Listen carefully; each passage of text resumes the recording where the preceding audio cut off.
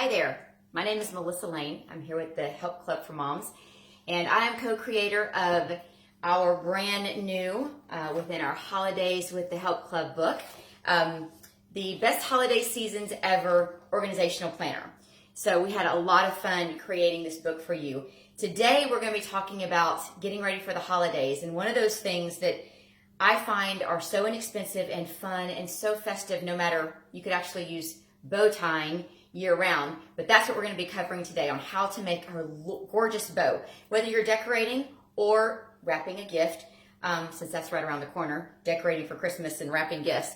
There's just a few tools that you need to bow tie. You can use floral wire. There's a couple of twist ties, zip ties. I just kind of have a toolbox of things that you need around the house. And bow tying is just so inexpensive. I do bows year round, and I actually have a drawer designated with all my bows.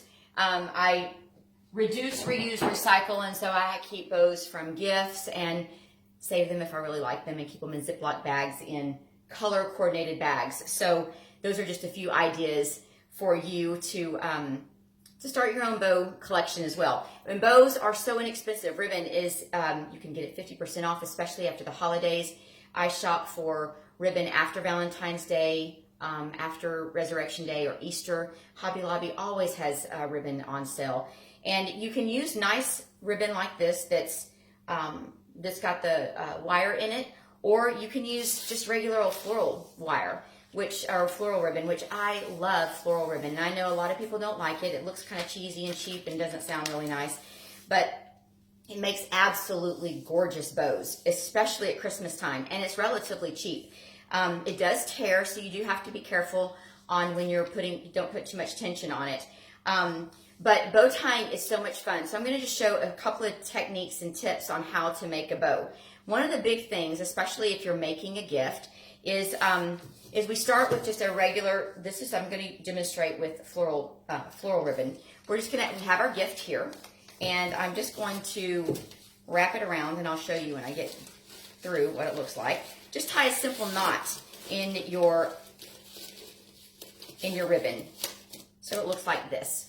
And so that's what we have, just a really simple knot. The fun part about making a bow is, and I don't usually measure, is you can make it as big or small depending on the loops. So we're going to start on just simply making a little loop here, however you want. And with floral ribbon, you really don't have to worry about the pretty side. There is a pretty side and there is an ugly side, just like this printed ribbon has a pretty side and an ugly side. And the way you get rid of that is by twisting. So that's what makes your bow so fluffy and so pretty from the inside, so that it really poofs out and gives it great dimension. But we start like this, and then you twist the underneath of the ribbon, and then you just continue to loop, just like you would. It's just taking ribbon and just looping and twisting, and loop and twist. And this enables the pretty side of your ribbon to always stay right side up. So if you have something like this that you want to show not the muted side, but the colorful, bright print, then this is the secret, is twisting the ribbon at the base each time. And that is what gives it its nice thickness in the center. So now we have our bow. We have 1, 2, 3 loops on each side. And we simply put it down on the gift that I just had, and I just tied that simple knot. Ready?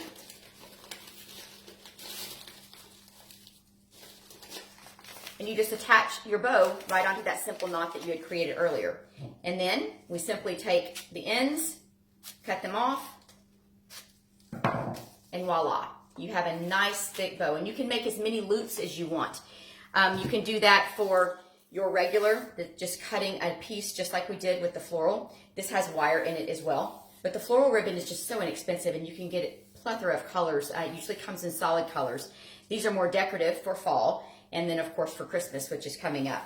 But you would use the same technique. This is the same color and same print and pattern on each side. But you would do the same type of thing. Start your loop, and then in the back, you simply twist and continue to loop again until you have a big as bow as possible. for whatever area you're trying to cover. If you're looking for covering a large dimension or to really give a nice pop to a piece of furniture or a lamp or a candlestick or whatever, you would make it, of course, bigger or smaller according to the size of you're wanting to decorate. So, but twisting is really the secret. And then sometimes you don't always have to use this extra piece that I created in the gift that I showed you as well. You could actually use a zip tie, because if you're tying something on to, let's say, outside into a light or something like that, you probably need a little bit stronger grip, and zip ties are great for that. You can also buy these in colors. So they come in green, gray, black, clear, which is probably going to be your favorite.